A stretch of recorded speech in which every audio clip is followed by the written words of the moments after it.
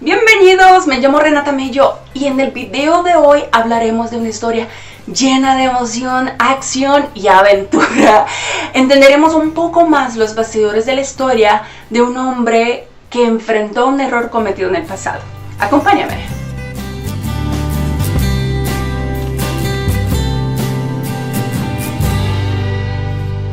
La historia de hoy se encuentra en una carta de Pablo a un amigo y hermano espiritual llamado Filemón. En serio, esa carta es súper cortita, tiene 25 versículos. En realidad es la carta más corta que Pablo escribió. Si todavía no has leído la carta de Pablo a Filemón en tu vida, saliendo de este video, vete a leer. Pero no ahora, quédate conmigo hasta el final porque vamos a quitar los velos de esa historia. Y será mucho más fácil también de entenderla, tu lectura será mucho más productiva.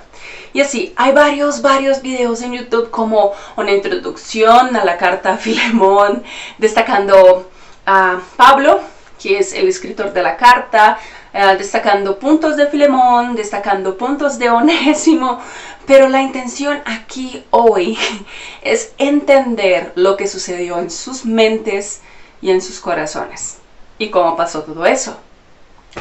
Bueno, para empezar, durante el tercer viaje misionero de Pablo, Pablo se quedó en Éfeso. Más de 3 años, casi 3 años, más o menos 3 años, un poquito más, un poquito menos, es por ahí. El caso es que Pablo estaba en Éfeso, que hoy es parte de Turquía, pero en ese momento, Éfeso tenía unos 500,000 habitantes. Era una ciudad estratégica, con un puerto importante, el principal centro comercial del Mediterráneo y la tercera ciudad del Imperio Romano. Entonces, Pablo llegó a Éfeso alrededor del año 51 después de Cristo y durante el tiempo que estuvo allí enseñó el Evangelio, las Escrituras, profundamente, minuciosamente, sistemáticamente, públicamente, día y noche, de casa en casa. Como resultado, la ciudad se convirtió en un gran centro de propagación del Evangelio. Y luego el Evangelio fue propagado en las ciudades vecinas. Una de esas ciudades vecinas era Colosas, o Cona, es lo mismo. Bueno, Epafras, que era un seguidor de Cristo, empezó a evangelizar a los colosenses y hasta donde se sabe estableció la iglesia en Colosas. El detalle, en Colosas, un colosense rico, ciudadano romano, se convirtió en un seguidor de Cristo también. Este hombre era un patriarca del mundo romano que probablemente tenía una casa relativamente más grande que la mayoría de los colosenses, y como la iglesia se reunía en casas, este hombre ofreció su casa para que la iglesia se reuniera allí. Ya sabes quién era Filemón. Solo para aclarar una cosita, Filemón no era el pastor de la iglesia en Colosas, ¿de acuerdo? Epafras estableció la iglesia en Colosas y según la tradición y los relatos de la historia cristiana, Arquipo, hijo de Filemón, era el pastor de la iglesia allí. Ok, siguiendo la historia. Como cualquier patriarca en el mundo romano, Filemón tenía esclavos, ¿cierto? Expliquemos el tema de la esclavitud en este contexto para corregir la idea primaria de esclavitud que tenemos, principalmente aquí en el continente americano. Obviamente, en ningún contexto histórico la esclavitud es buena. Pero hay que reconocer que en comparación con otros contextos, la esclavitud durante el Imperio Romano fue menos peor. ¿Qué quieres decir, Renata? Bueno, durante el Imperio Romano, ciertos tipos de maltrato de esclavos eran ilegales y severamente censurados, sentenciados y castigados, punidos. Incluso vender esclavos ancianos estaba prohibido y también había una mayor posibilidad de un esclavo obtener la libertad. Después de liberado, el expropietario protegía el ex esclavo del pago de impuestos y otras responsabilidades políticas, y a intercambio el ex esclavo continuaba sirviendo voluntariamente al expropietario. Entonces ya hemos aclarado el tema de la esclavitud en el contexto de esta historia. Como dije, en ningún contexto histórico la esclavitud es buena, pero Debemos reconocer que en comparación con otros contextos, la esclavitud durante el Imperio Romano fue menos peor. Y por supuesto para nosotros es inaceptable, pero en ese contexto era algo común. Entonces volvamos a Filemón. Como dije, como cualquier patriarca en el mundo romano, Filemón tenía esclavos. Y uno de sus esclavos se llamaba Onésimo. Por alguna razón que no está reportada, Onésimo se escapó. No se sabe si tuvieron algún conflicto, si Onésimo hizo algo mal y tenía miedo a Filemón, o si simplemente tuvo la idea de escapar y se fue. Por lo general, cuando un esclavo se escapaba, robaba dinero u objetos de valor del dueño para poder tener condiciones de irse a algún lugar lejano. Y probablemente ese fue el caso de Onésimo. Quien ya ha leído la carta sabe lo que estoy diciendo. Hay algo que sugiere eso ya. Otra cosa que no sabemos es si Onésimo se escapó antes o después de que Filemón se hubiera convertido en un seguidor de Cristo. El punto es que Onésimo huyó. ¿Y a dónde fue? A Roma, la capital del Imperio Romano. Viajó más de 1500 kilómetros, llegó a Roma y permaneció allí. Roma tenía casi 2 millones de habitantes, miles y miles de esclavos. Era un lugar perfecto para esconderse. Onésimo era uno más en la multitud. Pero, ¿sabes quién estaba en Roma, en la cárcel? Pablo, que conocía a Filemón, el dueño de Onésimo. Probablemente Pablo y Filemón se conocieron durante el tiempo que Pablo estuvo en Éfeso, unos 10 años antes. Y finalmente, en algún momento, Onésimo, que era un fugitivo, y Pablo, que estaba encarcelado, se conocieron. ¿Cómo? Ni idea.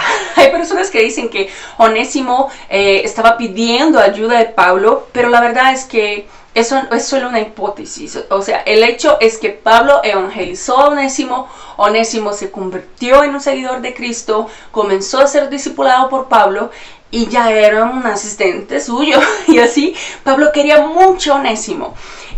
Incluso quería que se quedara en Roma para ayudarlo, pero sabía que Onésimo necesitaba enfrentar el pasado no resuelto, por lo que Pablo convenció a Onésimo a volver a su dueño.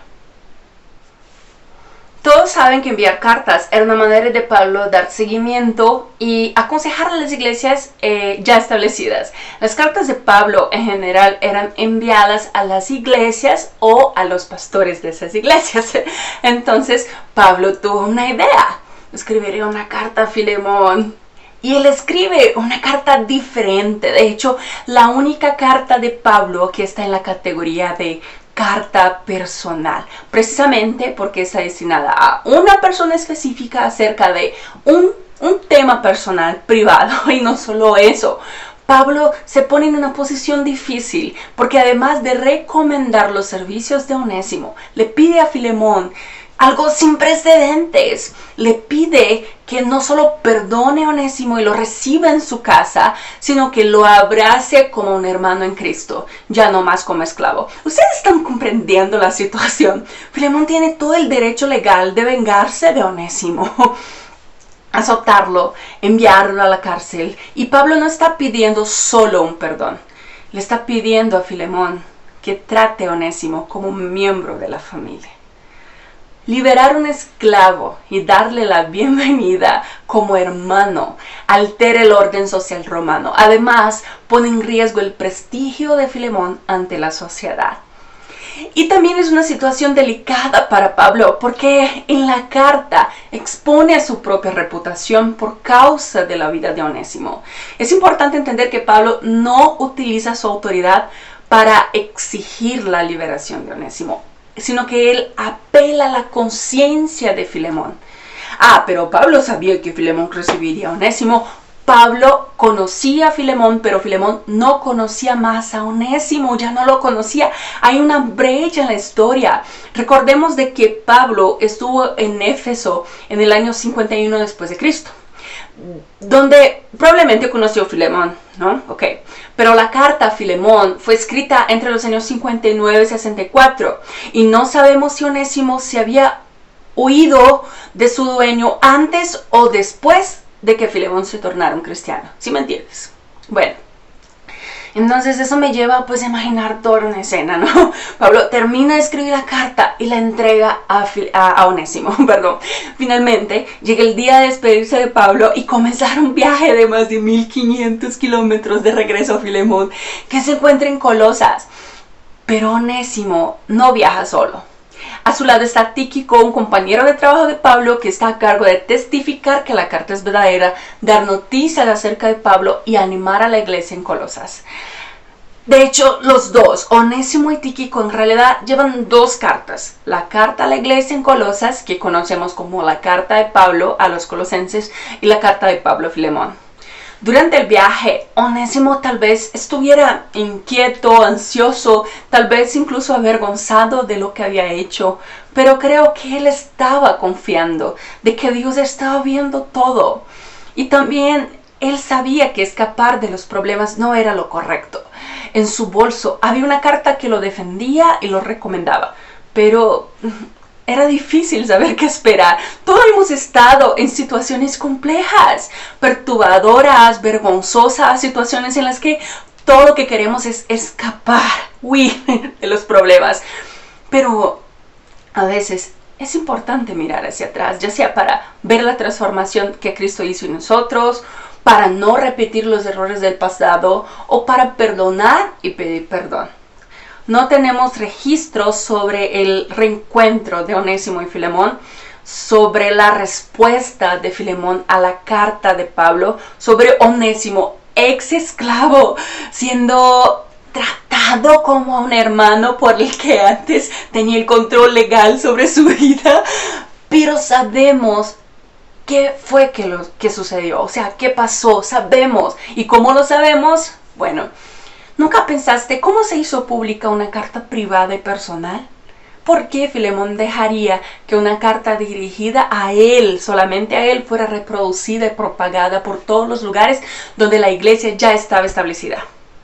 El perdón allí no dependía por completo de la carta de Pablo, de las actitudes de Onésimo. El perdón dependía de si Filemón había entendido que su vida ya no era suya, que la vida de Onésimo ya no era suya y que perdonar a un esclavo fugitivo culpable y tratarlo como miembro de su familia fue exactamente lo que Cristo había hecho por él.